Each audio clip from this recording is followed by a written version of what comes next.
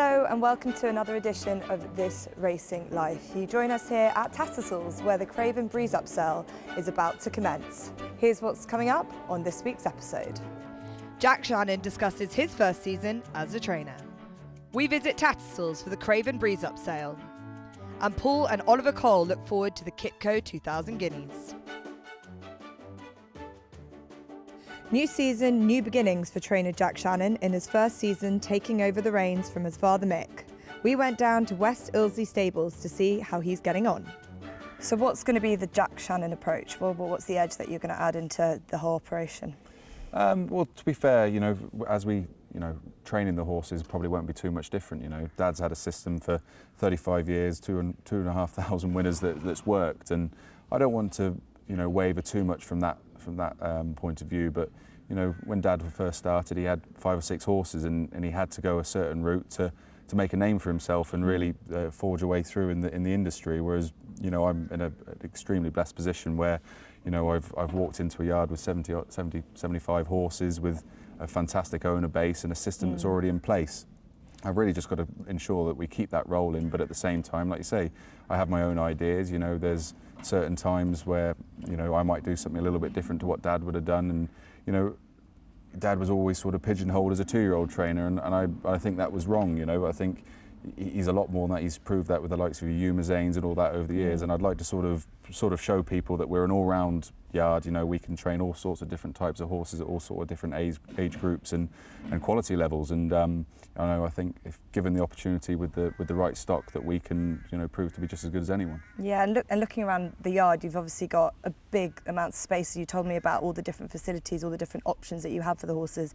Do you think that's a big strength of the Channon team, the Channon operation up until this point, is what you can provide for all sorts of owners, breeders, and etc.? No, 100%. West Ilsley is a fantastic facility. It's very old, but it's the crown jewel of the gallops. We've probably got about sort of 12 different types of gallops, flat gallops, hill gallops, round gallops, and everything like that. So we can cater to any sort of horse's needs and get them fit and hopefully get them winning. And I'm taking the view I want to modernise. I want to modernise all sorts of different things. There's all sorts of different scientific advancements in training horses to help each horse's individual needs, and I'll be looking to invest and provide those options for people as well. But obviously that takes time and money. But no, that'll be hopefully where we start as the seasons go by. We'll start to improve in that way as well. And your dad, Mick's still here. He's still very much part of it. That's not going to change. I get the feeling you wouldn't want it to change either. You want him to be very much part of it too. No, 100%. I think it's natural for any son who's got a successful father. You want to prove yourself and almost. Not that I'd ever be able to with him doing 2 sports, but if I could be as good as him as in the training ranks, I'd take that. And his wealth of experience is invaluable. If you've got someone there, like I say, who's trained for 35 years, had over 2,500 winners, you'd be mad not to use that experience. And all big decisions, again, I'll always voice it with him, and he'll either tell me I'm being an idiot or it's a good idea, and then I've got to go off and make my decision. And if it's my decision, it goes well, he pats me on the back. But if I make a decision that he disagreed with, it goes wrong, nothing's said. You've got to learn. He wants me to make my own mistakes, and hopefully there won't be too many, mind. But no, he's brilliant. He really is, and no, I couldn't be happier. He's made a great start. I mean, we've had a couple of novices that I didn't think would win egg and spoon races that have managed to win. He's found some good races for him. And some of these expensive novices are good races for homebred fillies, and he's done so. He's placed his horses well. He's made a great start on that. But it's like all the lads, all the Charlie Johnson and Tady and Gosden and I mean the Bethels. I mean it's the kids. It seems to become a sort of a fashion. Even Richard Hannon and young Hannon. I mean, who was Charlie Hills. I mean, it's endless that they've all sort of picked it up, and they've all gone on, and they're all very good trainers. And and I keep saying to him, the problem with this game is the competition. Yeah. There's no hiding place. Yeah. If your horse isn't spot on for the day, something's there to beat you. And all these lads are so keen and so, they're anoraks. They know everything that's going on. They know where to put their horses. And I mean, British racing is in very safe hands, let's put it that way. Do you see him and the way that he's taken on the reins have been quite a seamless transition?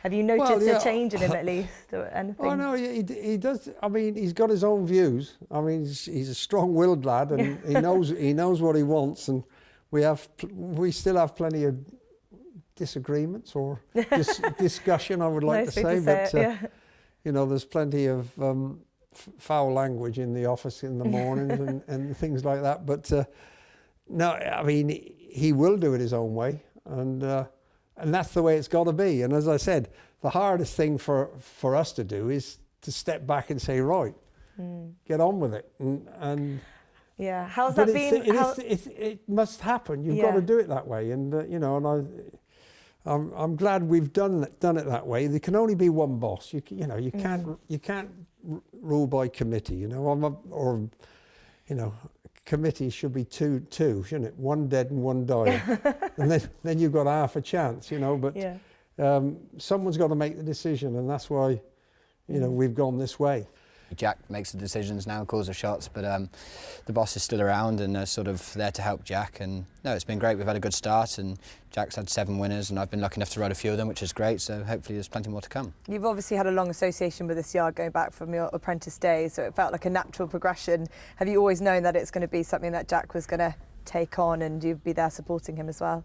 Yeah, I suppose in my real early days when I first started, Jack was still he stayed at school when I didn't. We are the same age, but yeah, so no, since he's sort of taken an interest in the training, and certainly the last sort of 3 or 4 years, it's been sort of a change that was going to happen. And yeah, no, it's quite exciting. Me and Jack are good friends, so hopefully we can have success together on the track as well. Once he sort of had his first winner, that was a bit of a relief, and George actually rode his first winner. I was at Southwell that day, but no, they sort of rolled in afterwards, and we had a couple that we expected to win, and they did, which was quite nice. And then, no, I think we have sort of plenty of faith in each other, so he leaves me to do my job, and I certainly don't try and tell him how to do his. So yeah, no, we get on really well, and hopefully it's a partnership that can sort of go a lot further. Racing up towards the line, Carnarvon patiently ridden, just a little bit green out in front, pricking areas she needs a line, but she gets there and she wins the Montrose. It must have been quite an emotional but special moment at Newmarket at the end of the season last year when Carnarvon came into the race that you had placed her in, which was quite a punchy decision. You know, she started off life in handicap company of 60 odd, and she's a classic, I was saying to Jack, classic Mick Channon filly that she just improved and improved. Well, it was, and she was in the sales. She was going to the sales, and I said to the people, I want to buy a leg in her, you know, because I wanted them to start with one that I thought, listen, I'm not saying she's good enough to go and win the Guineas, but she, you know, she's a very competitive filly that was improving at the time. And I managed to buy a leg as long as I could keep her in training. So we've had the best of both worlds. I hope she's good enough to go and run, you know, win the Guineas for him. But as I said, I think she'll stay as well. I think she'll get further than a mile. So we got options. Yeah. But like you say, it was a good decision on my part, but it could easily have gone wrong if she hadn't won the Melrose. You know, they said, why did you pay that sort of money for? You know, for a little filly like that. You know, by Cityscape. So, but you know, she looks a decent filly. She works a good filly. I said, if it walks like a duck and quacks like a duck, I suppose you've got to hope it is a duck. You know? But you know, that was probably the most emotional day of it all. You know, for him to have one last big winner at the end of the season was really, really good, and it just, you know, it was fantastic. And yeah, she's a good filly, and I don't know how good she is. She's good enough to take her place in the Guineas, but whether she's good enough to win it will be a different matter. But you know, it's just lovely to have one of the, like you say, a Mick Channon filly to have in my first season is a real pleasure. We're there to have a go. You know, we're not afraid of one or two horses. We'll take them on, and you know, horse racing is about trying to see if my horse is better than yours, and I certainly won't lose that. But at the same time, I'd like to think that I can maybe be a little bit more strategic of exactly which routes we take. But no, we certainly won't shirk the big occasions. Sometimes you get a filly like that, and she was a typical filly that had plenty of racing. She wasn't spared. You know, she went out in the, we had her right the way through the year, and we thought, wow, she'll win a little race, and she just started to improve. And you could tell all the way through the autumn, and then she got better. And I had several. La Halib, who won the EP Taylor. You got Samatar. You got all these fillies that started off at 74. You know, Singapore Lily. You know, I mean, all right, we had some good fillies. You know, Flashy Wings and Bint Al Owls and, you know, what was a good filly? Queen's Logic. Queen's Logic. You know, but they showed their class straight away. But we also had those. Bilberry Flyer was another one that started off very moderate, very low in the handicaps, and just went through the handicap and into group class. And people say, I says, I don't know, but you know when they are improving. Yeah. And that's why I bought it. I thought, well, I know it's improving. Yeah. Am I right or am I wrong? And I tell you what, when you pay a few quid for one, like I had to pay for, it tightens you up a little bit. You know? You know, think, am I all there? Am I crazy? I've been in the game long enough. You know that, you know, there's not such a thing as a certainty, and what can go wrong usually does go wrong.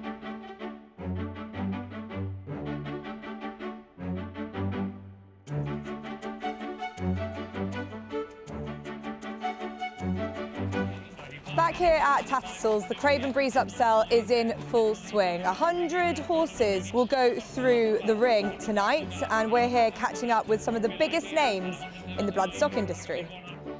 The breeze took place the previous day, with each horse running over a distance of 2 furlongs. One of the fastest on the clock was Lot 9, a full brother to the Tin Man, and the man who purchased him was Oliver St. Lawrence. He did it very nicely, and the Tin Man has won 3 Group 1s. He's a big, solid horse. He's out of a slightly old mare, which worried us a little bit. But he vetted clean enough. There's always a few things on vetting. Behaved himself up around here. Saved Breeze nicely. Nice pedigree.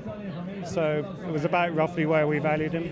And in terms of your approach to the breeze ups in general, this is the first of a series of breeze ups. What is it that you're really trying to identify and look for? This sale, I'm probably more aiming at Ascot, the 2-year-olds. Whether this fella's quite early enough to get to Ascot, we'll see. We're looking for quality. Definitely, I'm lucky enough I've got a budget to work with that can hopefully buy some quality. So yeah, that's our approach, is go out there. The times are a part of it. This one happened to be the second fastest, but Elder, which I bought a couple of years ago, he was well past halfway on one of the slower ones, but he was a slower pedigree. You wouldn't expect him to be doing a fast time, and it's all pieces of the jigsaw, really.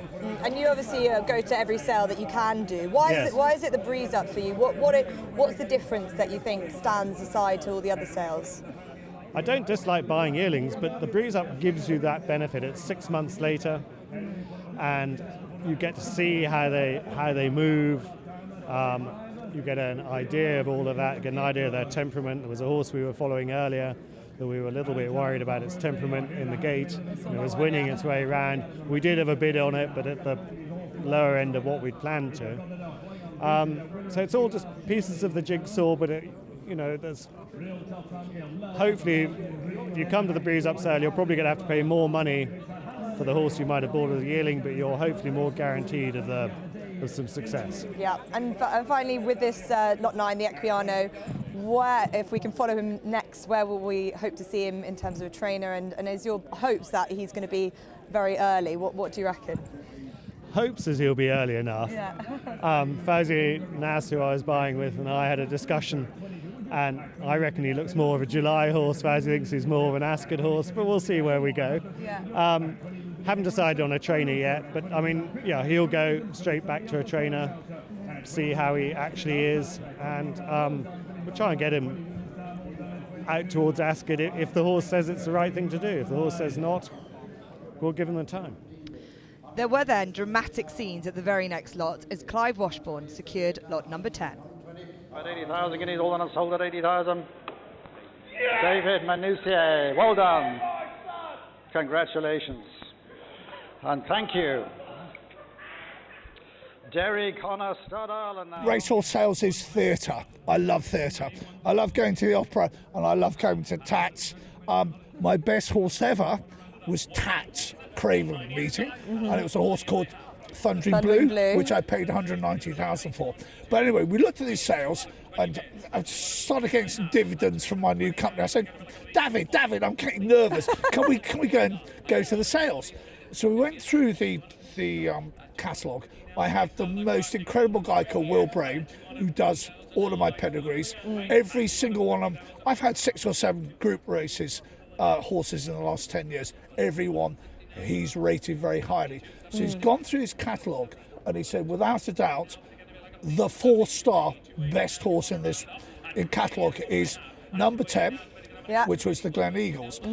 So I said to David, look, I know it's not everyone's pedigree, everyone's stallion, because he's gone a bit cold with some people, but we always believe in looking at the individual. So we came and had a look at it. We looked at the breeze, and he said, Clive, this is not a breeze up horse. He's big, he's tall, he's gangly. You come here and you look at number 9. That horse, which is the full brother to the Tin Man, he knew his job. What does that mean? The horse looked beautiful. This might be his Royal Ascot day. How much are you going to get out of him? Whereas David wants a horse as a project. And I know, and I'm patient enough to know, that David doesn't do 2-year-olds, right? So this is a 3-year-old project. I think we bought a really lovely horse. It is not whiz bang pop. It ain't going to be winning 250 in the Coventry Stakes, but he might be winning the Eclipse next year. Well, if you don't have that dream, don't bother buying a racehorse.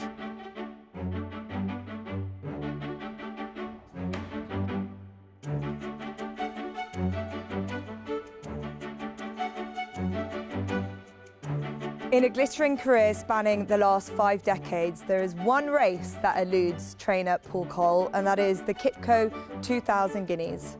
But this year, in partnership with his son Ollie, they have Royal Scotsman looking to break their duck in the race. We've come down to Watcombe Stables to see how Royal Scotsman is doing in his preparation for the big race.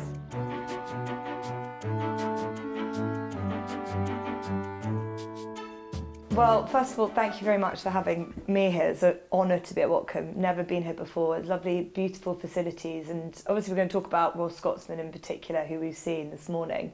And Paul, I know that you were instrumental in finding him from the get-go. What attracted you to him as a yearling when you saw him at Tattersalls? You look at horses and you get a bit of an opinion. I mean, you go back and look at him again. But he... you don't get many horses like him. Absolutely faultless. Great attitude, great walk, took it all in his stride, and the pedigree to go with it. So I thought to myself, well, how am I going to get this? And without having a sort of decent order at the time. That was what worried me, and I did actually look at him about 4 times, and I thought if I go over the top, I want to be quite sure what I'm buying. He must have the best form of many 2-year-olds when it came to the end of the year. How pleased or surprised were you with what he showed on the track and how he kept building from race to race? The only disappointment was when in the gym crack, when he didn't scope well afterwards. It's a funny year last year, you know, pollen and whatever, dust. And you get the lungs get impeded anyway at all, and you know they don't perform as well as they can. But I think his form, the English form, is the best. Yeah. It remains to be seen. But you know, our horses were well placed last year when Group 1s, but I think the English form for me is the best. Talk to me about the Richmond Stakes, because that was possibly a day for both of you to remember as a joint licence holder, as your first group winner, but also breaks the track record and confirms what you must have seen, that this is a proper horse. That must have been the time where you started to believe that we've got something really seriously good in our hands. And that was the day when the race went best for him. He got his cover, and then he could produce his speed, and he has a fantastic turn of foot. Royal Scotsman's out in front, Alcaraz trying hard in second, but it's Royal Scotsman who win the Richmond Stakes. So coming into Newmarket, you've obviously had the slight disappointment, the hiccup of the scope. You know, you sort of freshen him up again a little bit. You're stretching him out by another furlong. You've got these likes of Shaldine and these sort of hot pots. You go in slightly more under the radar. But I saw a quote from you, Ollie, saying that you were at the sales the week before, telling everyone how great form he was in. You must have been quite confident in a way with where you were with him. Yeah, I think we really were. I mean, he was working out of his skin, and you know, it's always great to have an excuse after a run, and do people believe it? Sort of 50-50, and you know, from what we've seen at home, we went in there thinking that we had a real shot, because he just works so well, and you know, never really comes off the bridle, and he's so fast. He's a wonderful animal to train. And watching that race back, which I'm sure you've done plenty of times, again, as you say, got the cover, produced quite late, but then really toughed it out at that last, you know, final few hundred yards or so, just to show that, yes, he definitely does get that trip fine, and B, God, he still has that speed that he possesses. Doesn't matter the distance of the race, he must have been thrilled with that. Yeah, it's very interesting because the sectional timings, the last six furlongs, he was the fastest. And I suppose we had him quite far back. I think the Godolphin one stopped, and then we had to come round, and you know, his last sectional was impressive, and yeah, it sort of gives you a bit of confidence that he'll get the mile. Yeah, totally. And from there on in, what's life been like for Royal Scotsman? What is the obvious route? Obviously, we've got the Guineas, but how do you go about training a horse from being a very, very top-end 2-year-old to a classic contender? Well, you have to decide when you're going to run it. And it's been a thought in my head that why would you go for a trial? It means you've got to start training them a month earlier. And the frosts and wet and this, that and the other, and it's a long season. So just getting them ready, it gives them another month to get over last season, and you avoid the bad weather. So he was always going to be trained to go straight to the Guineas. The problem is you get any setback, like a shoe come off or stand on a stone or anything, there's always a risk you can get a hold up. I mean, that's a risk with horses all the time anyway. But he's not difficult to train at all. He's easy to train. He's a sensible horse. Yeah. And he's got a very, very good rider, and a Brazilian rider, quiet and kind, and nothing could be better really. Paul and Oliver keep him fresh for the winter time. He's come back to trainer now, and he's go very well at the moment. And I think he's still like 100% at that time. Yeah. Know? Because it's Paul and Oliver is not putting pressure on the horse over here. You know, he's the horse enjoy all the time. And we saw today he showed a lot of speed. Yeah. So and on a Monday morning he's fresh. Is that what he's always like? He's got that natural speed that he can show you? Yeah, he show me all the time, and Paul and Oliver is come follow him. He think he have too much speed. Yeah. It's not because he has too much speed, that's the class horse. It's completely different. Yeah. You know what I mean? And the mile race, that's no easy, that one. You have to the beginning you have to use the speed and the turn of foot and the end as well. That's for me is no problem for him anyway. In terms of the Guineas and your relationship with it, I know it's probably that one race that you want to add to the CV, and then you get the perfect, all the classics. There's not one race that Paul Cole hasn't won. So what is it, do you think, that the Guineas needs? Is it about the trip? Because you've had plenty of horses like Sir Generous who ran in it, but turned out to be a middle distance superstar. Yeah, but I haven't had that many runners in it. You play the cards you're dealt in racing, and so I don't think it's for a Guineas horse. I just wouldn't want to run in it really. And you know, I've not won it, but you know, I've won plenty else. So it doesn't worry me whether I win it or not. But it'd be a great thing to do. Yeah. Touching on the owner, Mrs. Hay has been a massive supporter of the yard, and what a wonderful opportunity to give her a classic contender. Yeah, no, she's been a brilliant supporter for many years, and she really deserves it. I mean, they've put a lot of money in, and I couldn't think of anyone that deserves it more than her. So from now until then, what is the routine like? And obviously, we saw him do his regular Monday morning canter. But what happens next? What's the next few weeks? He's a little bit over relaxed at the moment. Okay. So I'll probably work him with a sprinter sometime during this week to just sharpen him up a bit. I mean, that wouldn't be all that different from what he normally does, but whereas he just cruises in behind, somebody will say, come on, and just stretch him a bit. And what, if anything, I suppose, Paul, you know that from a Guineas is going to teach you a lot about where the rest of the year will pan out. Yeah. Fourth in the Guineas, first in the Derby. Yeah, well, exactly. That's what they all say. Exactly. Well, there we go. So we like to hope that we'll see you there, run a big race, and we'll go from there. What we can say is the best of luck. Thank you very much. Thank you.